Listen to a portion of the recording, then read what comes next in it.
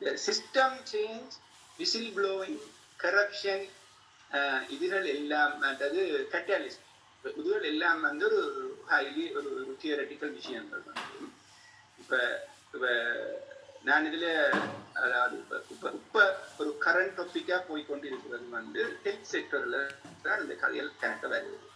ஆனால் அது அந்த ஹெல்த் செக்டரில் மட்டும்தான் நண்டு இல்லை, அது எக்கனமியால இருக்குது, எஜுகேஷன் செக்டர்ல இருக்குது, மாகாண சபையில் இருக்குது, மற்ற இன்ஸ்டிடியூஷன்ல எல்லாம் இந்த பிரச்சனைகள் இருக்குது. அதாவது கரப்ஷன் அல்லது அதிகார துஷ்பிரயோகம், கரப்ஷன் ரெண்டு பக்கம் எடுக்கலாம், நாங்கள் துஷ்பிரயோகங்கள் இருக்கிறது, அந்த ஃபெசிலிட்டிஸ் மிஸ்யூஸ் பண்றது எல்லாம் இருக்குது, ஃபேவரட்டிசம் இருக்குது.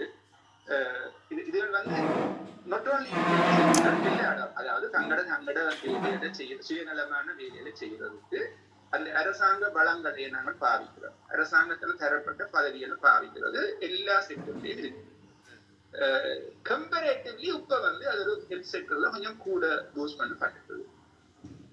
ஆனா இதை வந்து வெளியில கொண்டு வர்றதுக்கு பயமுறுத்துற ஒரு டாக்டிக்ஸ் வந்து அதுதான் எல்லா இடம் இருக்கு. இப்போ ஹெல்த் செக்டர்லையும் வந்து வேற நீண்ட வைத்தியத்துக்கு வந்து வேற ஒரு டாக்டர் சொல்லலாம், அல்லது ஒரு குரூப் ஆஃப் டாக்டர் சொல்லலாம். ரைட், எங்கள் கணக்கு எல்லாம் அவங்களுக்கு எதிராக கழிச்சுட்டார், நாளைக்கு என்னோட தானே வேற வேறு வைத்தியத்துக்குன்னு சொல்லி பயமுறுத்தி வைக்கலாம். அதெல்லாம் நேரம் எங்களோட வயது போன எம்பி மேல எல்லாம் ஒன்றும் கலைக்காம இருக்கணும் தெரியல. இப்போ நாளைக்கு நான் வைத்தியத்துக்கு போயிருந்தா என்ன முடிச்சு போகலான்னு பயப்படணும் தெரியல.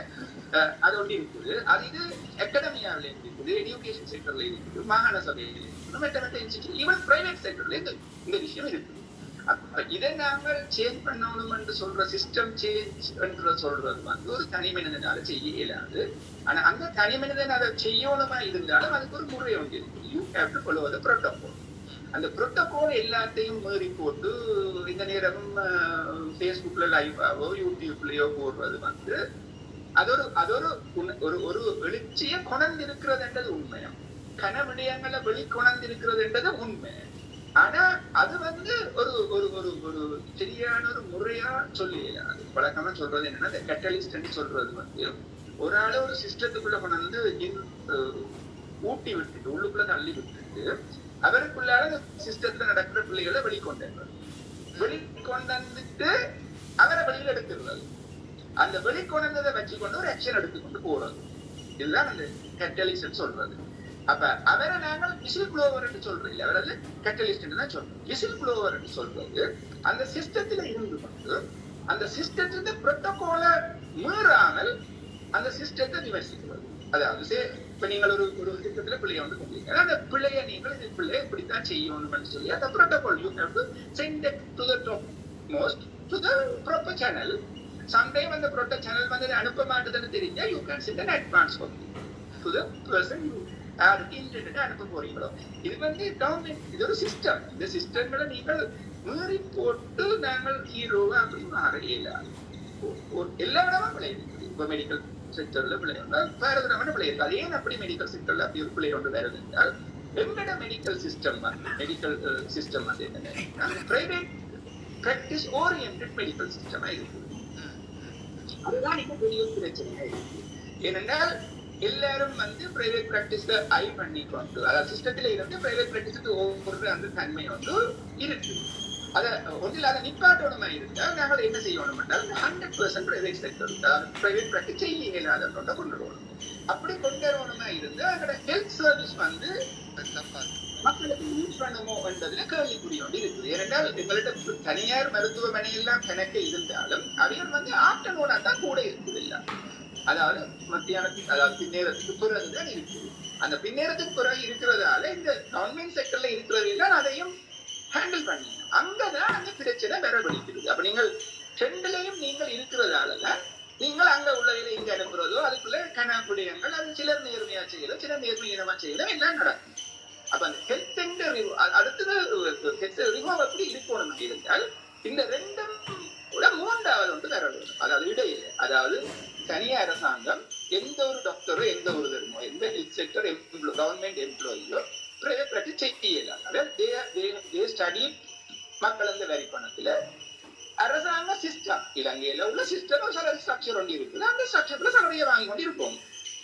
ரைட், அது வந்து இருக்குது. அடுத்தது கோஆபரேட்டிவ் செக்டர் என்று சொல்றது, அடுத்தது பிரைவேட் செக்டர். பிரைவேட்னா பிரைவேட் மெடிக்கல் எல்லாம் இருக்கிறது இல்லை. அப்ப அவையில முழு நேரம் வேலை செய்யலாம், இந்த கோஆபரேட்டிவ் முழு நேரம் வேலை சலரிகள் வந்து இதுல இருந்து கோஆபரேட்டிவ் என்ன கொஞ்சம் கூட இருக்கலாம், பிரைவேட் என்ன கொஞ்சம் கூட இருக்கலாம். கோஆபரேட்டிவ் வந்து மக்களுக்கு வந்து ஒன்று ஃப்ரீயா செய்யும், ஒன்று வந்து ஒரு கொஞ்சம் குறைஞ்ச அளவில் செய்யும், மற்றவையும் ஒரு லெவல்ல செய்யக்கூடிய இருக்கு. ஒரு தரம் ஒன்றோட ஒன்று லிங்க் பண்ணக்கூடாது, லிங்க் பண்ண தனிச்சிருக்கணும். அங்க உள்ளவர் இங்க வரையலாம், இங்க உள்ளவர் அங்க போயிடலாம், இது இங்க வேலை செய்ய விட்டு அங்க வேலை செய்ய. இந்த ஒரு சிஸ்டத்தை நம்ம கொண்டா இந்த முழு கரப்ஷன், இந்த மாஃபியான்னு சொல்றதோ என்னன்னு சொல்றதோ ஒன்றுமே இருக்கா. இது என்னன்னா அங்கேயும் இங்கேயும் வச்சு கொண்டிருக்கா பிரச்சனை வருது. என்ன ஒரு கருத்துக்குள்ள வருது, எங்கட சம்பளம் குறையும், எங்கட சம்பளம் குறையும் சொல்லிடாது. நாங்க இன்ஜினியர், நான் 83ஆம் ஆண்டு அம்பாறையில டியூட்டி டேக் ஓவர் பண்ணி 1050 ரூபாவோட அரசாங்கத்துக்குள்ள சேர்த்தினேன். நான் யூனிவர்சிட்டிக்கு வரையும் 55,000 ரூபாவோட தான் யூனிவர்சிட்டிக்கு வந்தேன். கடைசியான 2012ஆம் ஆண்டு அரசாங்க என்ஜினியரிங் இருந்து இந்த பென்ஷனை ஃப்ரீஸ் பண்ணி அங்க வச்சுட்டு யூனிவர்சிட்டிக்கு வரையக்குள்ள 55,000 ரூபாய் தான் நடத்தினேன். அந்த டைம் யூனிவர்சிட்டி எனக்கு வந்து 72,000 ரூபாய் சம்பளம் தந்துச்சு. அந்த டைம் எல்லாம் கேட்க சொல்றேன். இந்த சம்பளம் எல்லாம் வரை இருக்கு. இதுதான் சிஸ்டம். டாக்டர்ஸுக்கு நாங்கள் கூட செய்யணும், எனக்கு சம்பளம் காணாது. நான் இந்த எல்லாரும் ஸ்டேட்டஸ், டாக்டரும் ஸ்டேட்டஸ் தான், இன்ஜினியரும் ஸ்டேட்டஸ் தான். ஒரு அரசாங்க அதிகாரியோ அல்லது ஒரு எஸ்எல்ஏஸோ அவர் ஒரு மேனேஜர் சர்வீஸ். சலரி எங்களுக்கு குறைய ரெண்டுபடியா நான் பிபி செய்யறேன், ஒரு ஆதி பண்ணியல ஆதி பண்ண கூடாது. ஆனால் அப்ப ஹெல்த் செக்டர், அதாவது மக்களுக்குரிய சுகாதார வசதியாக கொடுக்கணும். இதுல ஒரு சிஸ்டம் சேஞ்ச் பண்ணப்படணும். இப்ப சிஸ்டம் சேஞ்ச் நாங்க கொடி பிடிச்சி இதண்டி கொண்டு செய்யலாது. ஆனா இந்த சிஸ்டம் வந்து நோக்கி சாடியா போகுது. ஒரு வேர்ல்ட் பேங்க் ப்ராஜெக்ட் கொண்டுக்குள்ளால சாடியா இப்படியான ஒரு மூவ்மெண்ட் நடக்குன்றதா கேள்விப்படுறேன். அது படிவா தெரியல. அது என்ன மாதிரியா நடக்குது என்னன்னா, அந்த டெர்சரி ஹாஸ்பிட்டல் அண்ட் பெரிஃபெரல் ஹாஸ்பிட்டல்ல வந்து டெர்சரி ஹாஸ்பிட்டல்ல வந்து ஓபிடி இருக்கக்கூடாதுன்னு சொல்லி, அதாவது அது ஸ்பெஷலைஸ்ட் ஆபீசர் ஹாஸ்பிட்டல்ல மட்டும்தான் இருக்க வேணும். பெரிஃபெரல் ஹாஸ்பிட்டல் மட்டும்தான் ஓபிடி வச்சிருக்கணும். அவைகள் எக்ஸ்பர்ட் ஒப்பீனியனுக்கு மட்டும்தான் டெர்சரிக்கு அனுப்பணும். இப்போ யாழ்ப்பாணம் ஹாஸ்பிட்டல் எடுத்தீங்களா, டீச்சிங் ஹாஸ்பிட்டல் எடுத்தீங்களா என்றால் அங்க ஓபிடி தேவையில்லை, அங்க எக்ஸ்பர்ட் கன்சல்டேஷன் மட்டும்தான் இருக்கணும். பெரிஃபெரல் நிரம்ப ஹாஸ்பிட்டல் தான் நடக்குது. 170 கிட்ட நேற்று சத்தியமூர்த்தி சொல்லியிருந்தேன். 170 பெரிஃபெரல் ஹாஸ்பிட்டல் தான் இருக்குது. அப்ப அங்க இருந்து எக்ஸ்பர்ட் ஒப்பீனியனுக்கு இங்கே அனுப்புறதான இருக்கணும். அதனால இப்ப இங்கேயும் எல்லாம் செய்யறதால அதனால எல்லாருமே டக்குன்னு ஒரு இடத்துல பிரச்சனை, நான் எல்லாரும் டீச்சிங் ஹாஸ்பிட்டல் ரிப்போர்ட் பண்ணி கூட அங்க இருந்து வேலை செய்ய பார்க்கணும். அப்ப அது வந்து ஒரு சிஸ்டத்தை வந்து ஸ்பாயில் பண்ணப்பட்டது. ட்ரேட் யூனியன் என்று சொல்றதும், ட்ரேட் யூனியன் வந்து தங்களோட அவையோட தொழில் மேலாண்மைக்கு பாவிக்கிறத விட்டு மக்களை இருக்கிறது மாதிரியான ஆக்ஷன்களை கூட மாத்தி ஒரு மெம்பரை மாத்தி இன்னொரு ட்ரேட் யூனியன் சொல்றேன், அது ஒரு ட்ரேட் யூனியன் இல்லை. அப்படியே அந்த சிஸ்டங்கள்ல வந்து குறைபாடுகள் இருக்கு. ஆனா இது வந்து தனியா ஹெல்த்துக்குரிய ஒரு குறைபாடுன்னு நான் சொல்ல மாட்டேன். இது எல்லா இடம் இருக்குது. அகாடமியா எடுத்தீங்கன்னா அது இதை விட மோசமா எல்லாம் இருக்குது. வெளியில கொண்டதுக்கு அப்படி ஒரு அரிச்சுனா வரணும், வேற ஒரு ஆள் உள்ள வரணும். அதே மாதிரி நீங்கள் மாகாண சபைக்கு போனா அது இதை விட மோசம். என்ன ஒரு ஜிஏ வரக்கூடாதுன்னு மறைச்சு வைக்கிறது, இன்னொரு செக்ரட்டரியா வரக்கூடாதுன்னு மறைச்சு வைக்கிறதுக்கு கூட ஆக்கள் இருக்கமானது. அப்படியெல்லாம் இருக்குது. ரொம்ப எல்லா லெவலுமே இதெல்லாம் இருக்குது. 2வது தலைமை 2வது லெவல்ல இருக்கிறவனை போட்டு ஹராஸ் பண்ணி அவனை கலெக்டே போடுவாங்க.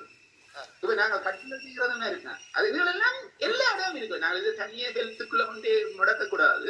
இந்த சிஸ்டம் சேஞ்ச்ன்றது எல்லா இடமும் போனது. இது உண்மையா ஆயுத போராட்டம் அவனிக்கிறதுக்கு முதல் அவங்களால செய்யப்பட்டிருந்தா செய்யப்பட்டிருக்கும். இப்ப செய்யலாமோ தெரியல. என்னது இப்ப வெறவையில வந்து சாடியா அந்த ஆயுத வாசம் உள்ள தச்சலாக வந்து செய்யலாமோ தெரியல. அப்படி ஒன்றுதான் அடப்பா நாங்க தனியா ஒரு செக்டரை நாங்கள் அதுக்குள்ள முழுசா குற்றம் சாட்ட இயலாது. மீண்டும் அறிவழகன்